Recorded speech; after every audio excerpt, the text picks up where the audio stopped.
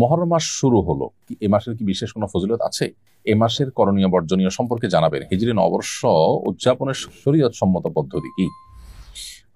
মুহররম মাসে আজকে প্রথম দিনটি গত হলো, অর্থাৎ 1447 হিজরি সালের প্রথম দিনটি আজকে গত হলো, এবং ইতিমধ্যে দ্বিতীয় তারিখ অর্থাৎ 2রা মুহররম শুরু হয়ে গেছে।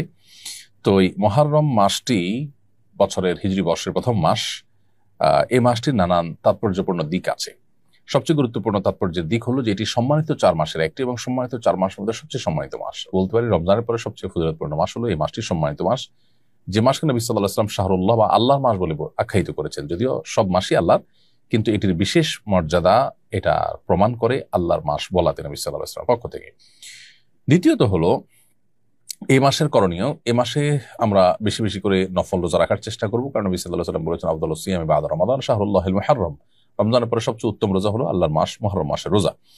দ্বিতীয়ত হলো এই মাসে আশুরার দিন রয়েছে, অতএব আশুরার দিন উপলক্ষে বিশেষভাবে 2 দিন ব্যাপী রোজা রাখা, 9 এবং 10ই মুহররম, অথবা আপনার 10 বা 11ই মুহররম, এই দিন 2টা দিন রোজা রাখা হলো সুন্নাহ।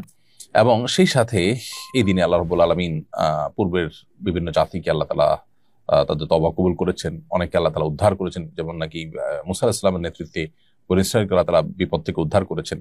তো আর অনেক ঘটনা এই দিনে ঘটেছে, সেই কারণে দিনটি নানা কারণে তাৎপর্যপূর্ণ, এই দিনটি রোজা রাখা।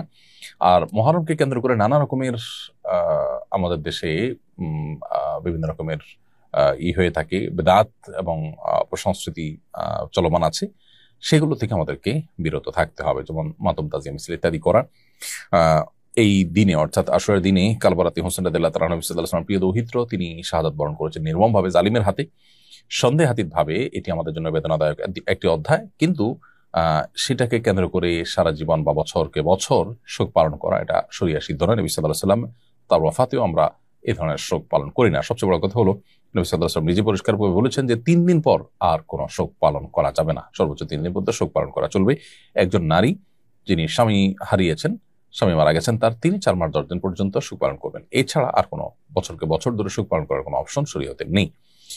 সেসব কারণে তাজিয়া মিছিল ইত্যাদি এবং শোকের পোশাক পরা, মাতম করা, নিজের দেহে নিজে আক্রমণ করা এবং আরো নানাবিধ আপনার বিদআত আমাদের সমাজে প্রচলিত আছে, সেগুলো মুহররমকে কেন্দ্র করে আমরা বর্জন করে চলতে হবে, কারণ এগুলোর সাথে ইসলামের কোনো সম্পর্ক নেই। হিজরি নববর্ষকে স্বাগত জানিয়ে 2-1টি জায়গায় আনন্দ মিছিল হয়েছে, এ ব্যাপারে শরীয়ী কোনো নিষেধাজ্ঞা আছে কিনা?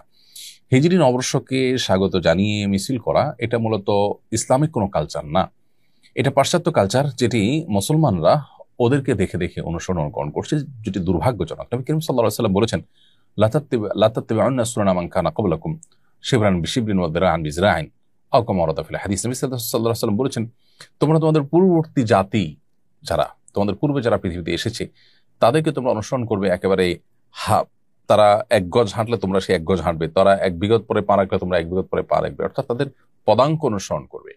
তখন সাহাবায়ে কেরাম বলেছিলেন, হে আল্লাহর রাসূল, তারা কি ইহুদিরা? নবী সাল্লাল্লাহু আলাইহি ওয়াসাল্লাম বলছেন, হ্যাঁ, তারা কারা?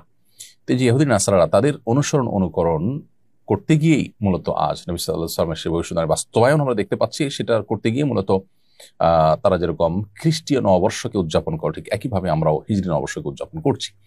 হিজরি সনের গণনা শুরু হওয়ার পর থেকে সাহাবায়ে কেরাম, তাবেঈন, সোনার যুগের কোনো স্বর্ণ মানব কেউ এই জাতীয় আপনার নববর্ষকে উদযাপন করেনি। মুসলমান জীবনে, জাতীয় জীবনে 2টি ঈদকে উদযাপন করবে, এর বাইরে এসব বর্ষ বরণ বা বর্ষকেন্দ্রিক বর্ষের নববর্ষ কেন্দ্রিক যে উদযাপন আছে, এগুলো অগ্নিপূজক এবং পেগান থেকে, প্রকৃতি পূজারী থেকে এসেছে, এবং সেটা এখন ধারণ করে আছে পৃথিবীতে ইহুদি খ্রিস্টানরা। দুর্ভাগ্যজনকভাবে মুসলমানরা সেদিকে পা বাড়িয়েছে, তাদের নিজস্ব কালচার এবং সংস্কৃতি যা আছে সেটা তারা অনেকে ভুলে গেছেন। এজন্য এটা বর্জন করা উচিত, এটা আমাদের সংস্কৃতির সাথে সাংঘর্ষিক। কোনো জাতি যখন অন্য জাতির সংস্কৃতির মধ্যে নিজেদেরকে বিলীন করে ফেলে, তখন তাদের অস্তিত্ব সংকটের মধ্যে পড়ে এবং হুমকির মধ্যে পড়ে, তাদের স্বকীয়তা হারিয়ে যায়।